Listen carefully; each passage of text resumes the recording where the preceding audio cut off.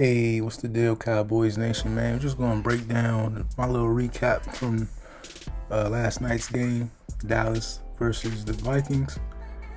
First thing, man, number 11, man, Micah Parsons, man. Everybody wants to move this guy all over the field. But, man, him at linebacker, man, is just different.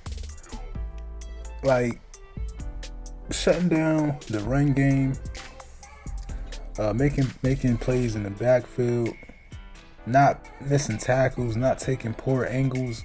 Like, these things shouldn't be taken for granted, man, because we seen what it looks like when everything I just stated was the opposite. We lived that life, and we bash so many linebackers for making them type of plays where the angle they took or the tackle effort.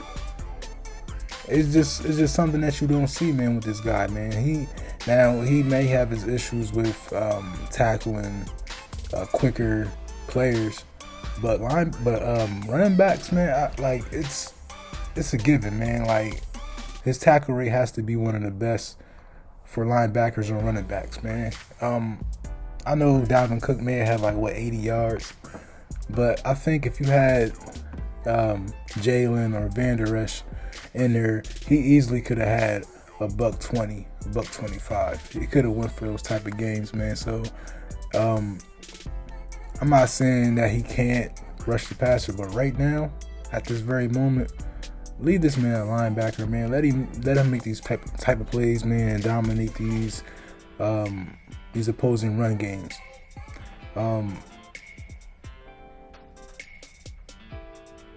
Now, the injuries that the Minnesota Vikings went through or came into the game with, most of those injuries resided on defense. So I think what we saw from our defense against their offense was real.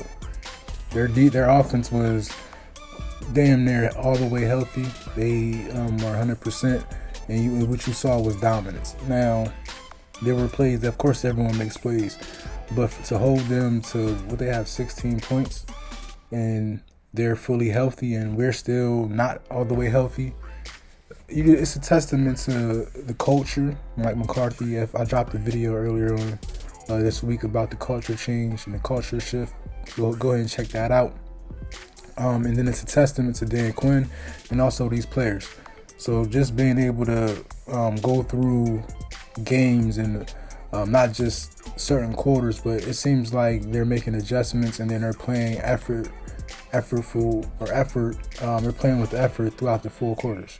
So shout out to the defense, man. They actually did their thing. I think what really won this game for us with the defense was third down and then in the red zone.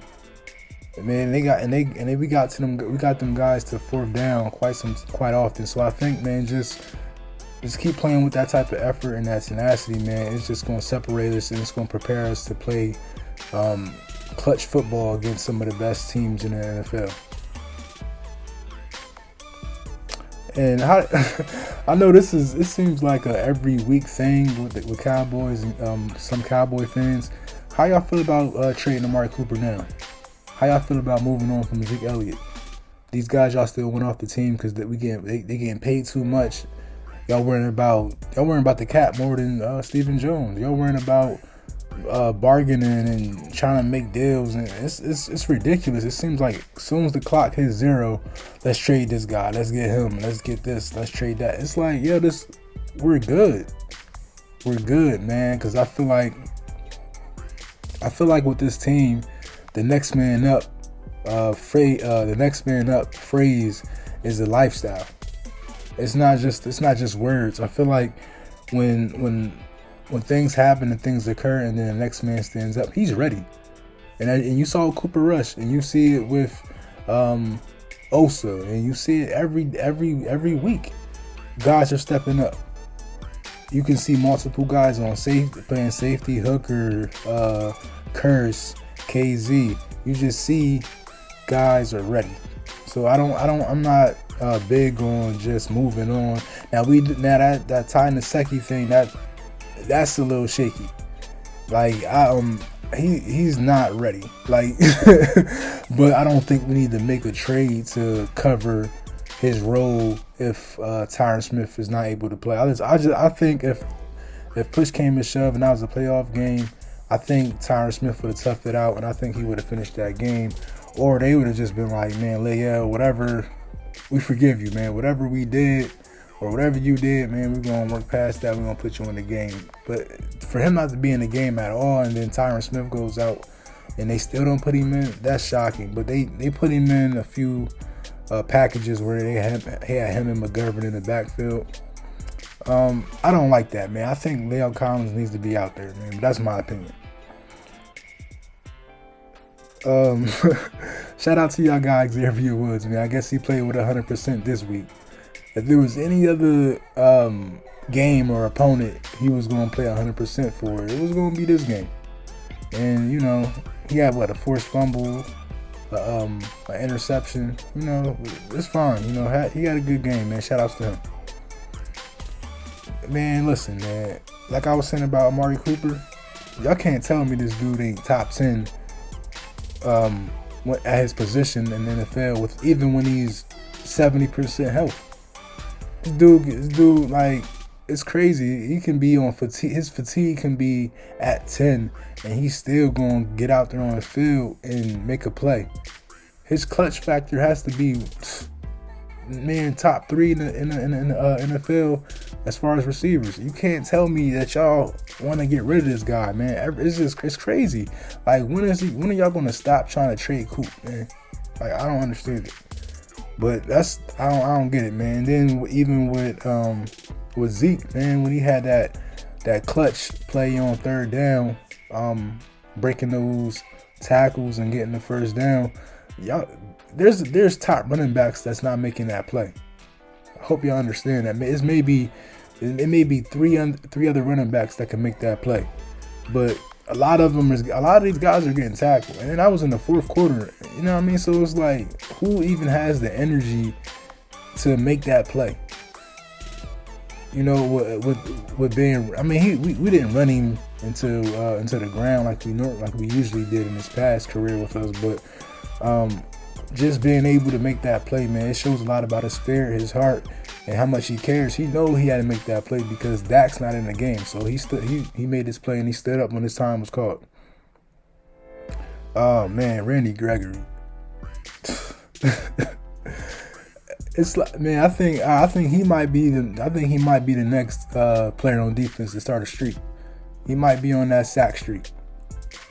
I don't see him getting blocked for 4 quarters every game. I don't see it, because even now, like, I feel like, man, he's getting home every drive. Mostly every drive he's impacting the defense or the quarterback. And then he's getting home, and then sometimes he's getting a QB hit. I just feel like, man, that dude's unblockable.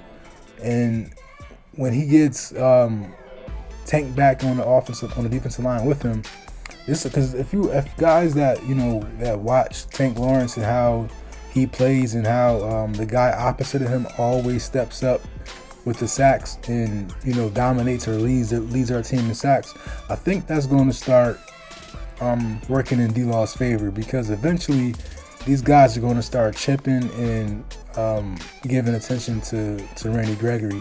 And people think that Tank is just like a slouch in pass defense or pass pressure. It's amusing to me. I don't understand. That guy has a motor. It just seems like most of his plays come in a run game, but that doesn't mean he's not impacting the pass when he's out there on the field. So I think as soon as he comes back, I think it's going to work in his favor that he's going to be playing opposite of Gregory, and you might see D-Law step up with the sacks when he makes his return.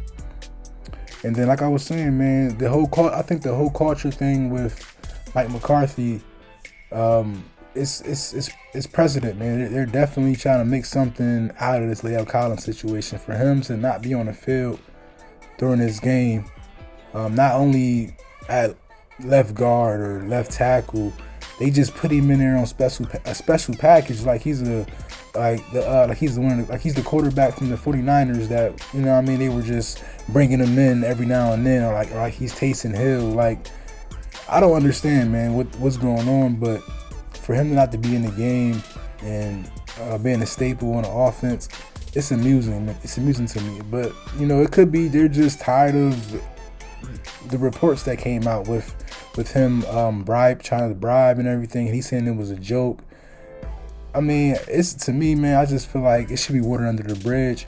But as long as we keep winning and the quarterback ain't out there running for their life, I feel like they can just like move on without him.